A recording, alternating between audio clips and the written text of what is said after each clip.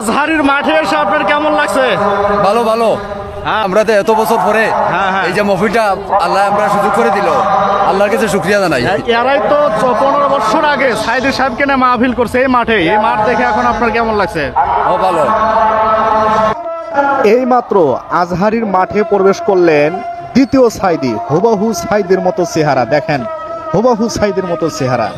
আপনারা যারা সাইদিকে ভালোবাসেন অবশ্যই তার জন্য একটা লাইক এবং ভিডিওটি শেয়ার করেন। দেখেন হুবাহু সাইদের মতো চেহারা। আল্লাহ কি না পারে এই মাঠেই আজ থেকে 15 বছর পূর্বে, মানে তাদের এই আয়োজনে আঞ্জুমানে খেদমতে কোরআনের আয়োজনেই 15 বছর পূর্বে আলমা দেলোয়ার হোসেন সাইদিকে নিয়ে তারা মাহফিল করেছিলেন এই মাঠে না, আলিয়া মাঠে। কিন্তু এইবার মিজানুর রহমান আজহারিকে নিয়ে সেই মাহফিলের আয়োজন করেছেন 15 বছর পর।